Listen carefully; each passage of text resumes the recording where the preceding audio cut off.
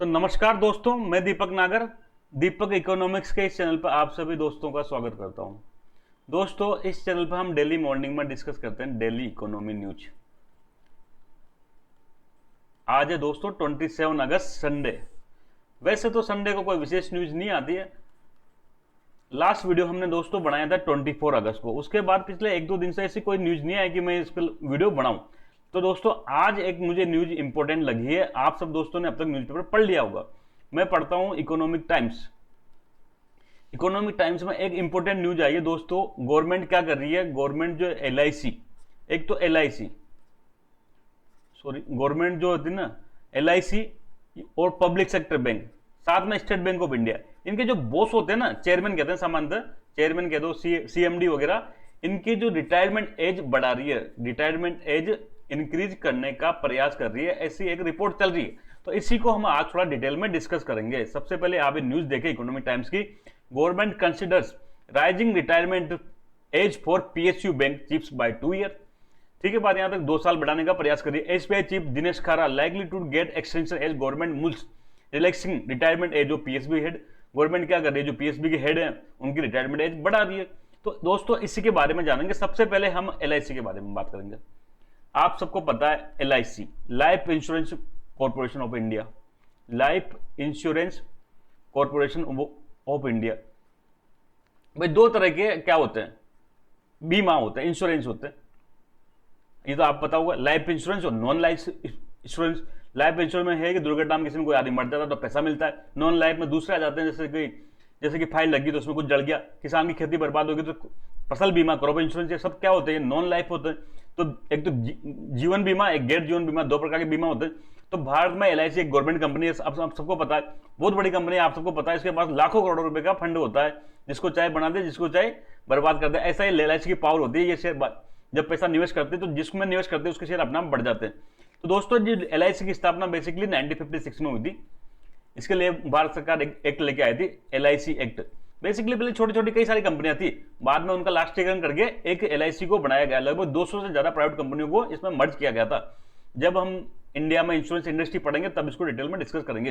लेकिन आज की डेट में आपको याद होना चाहिए कि LIC का जो दोस्तों LIC की स्थापना LIC एक्ट 1956 के तहत की गई थी। इसका जो बॉस होता है उसको चेयरमैन कहते हैं। क्या कहते हैं? चेयरमैन कहते हैं। इस चेयरमैन की दोस्तों आज की डेट में रिटायरमेंट की जो एज है वो 62 ईयर है।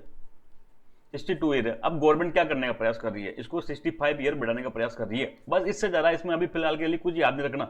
आप सबसे पहले देखो ये एट प्रेजेंट जो रिटायरमेंट एज है, LIC चेयरमैन, LIC एक्ट 1956 की तहत स्थापना हुई थी। इसका सारा गवर्नेंस, जितना भी प्रशासन है, कौन चेयरमैन होगा, कैसे होगा, क्या शर्तें होंगी, सब कुछ इस LIC एक्ट 1956 के तहत संचालित होता है। वर्तमान में इसकी एज कितनी है? 62 ईयर एज है। बाकी कितनी है? बाकी इसको बढ़ाने की क्या किया जा रहा है? 65 किया जा रहा है। ऐसे दोस्तों जितने भी पब्लिक सेक्टर बैंक है, सरकारी बैंक, उनको कहते हैं दोस्तों पब्लिक सेक्टर बैंक, PSB, जिनमें गवर्नमेंट ऑफ इंडिया की जो शेयर होल्डिंग है ना वो 50%, 1% से ज्यादा हो। जहां पर कोई भी कंपनी में 51% से ज्यादा गवर्नमेंट ऑफ इंडिया की शेयर होल्डिंग होती है उसको पब्लिक सेक्टर एंटिटी कहते हैं। तो दोस्तों ये दो प्रकार से बढ़ जाती है, एक तो स्टेट बैंक ऑफ इंडिया, एक बाकी बैंक, रिमेनिंग PSB। देखो दोस्तों, स्टेट बैंक ऑफ इंडिया की एक अलग पहचान है सरकारी बैंकों में। ऐसा क्यों, मैं उसका रीजन बताऊंगा। रिमेनिंग PSB, जो स्टेट बैंक ऑफ इंडिया है, इसका संचालन, इसका प्रशासन state bank of India act 1955 के तहत होता है।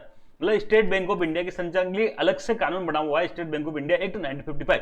लेकिन जितने भी बाकी जो पब्लिक सेक्टर बैंक है, चाहे पंजाब नेशनल बैंक हो, चाहे बैंक ऑफ बड़ौदा बैंक हो, चाहे कोई अन्य पब्लिक सेक्टर का बैंक हो, इनका संचालन जो बैंक नेशनलाइजेशन एक्ट के तहत होता है। बैंक नेशनलाइजेशन एक्ट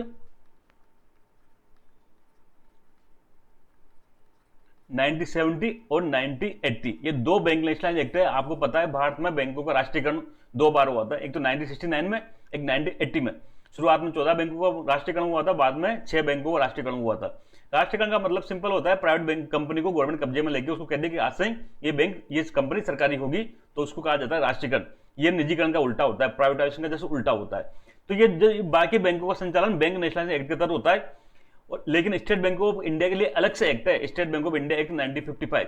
तो इसलिए इनका जो हेड है, उनका अपॉइंटमेंट का प्रोसेस भी थोड़ा अलग होता है। हम देखेंगे जो स्टेट बैंक ऑफ इंडिया का हेड होता है उसको चेयरमैन कहते हैं।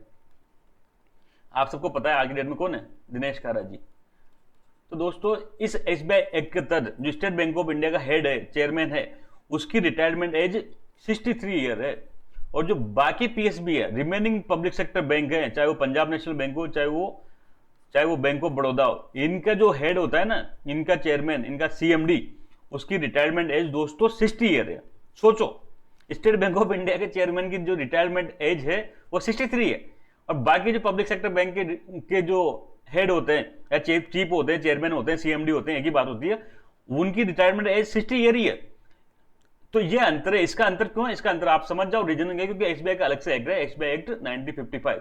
अब दोस्तों गवर्नमेंट इसमें चेंज करने की प्रयास कर रही है। जो 63 का एज है, इसको गवर्नमेंट बढ़ा के क्या कर रही है, 65 ईयर कर रही है।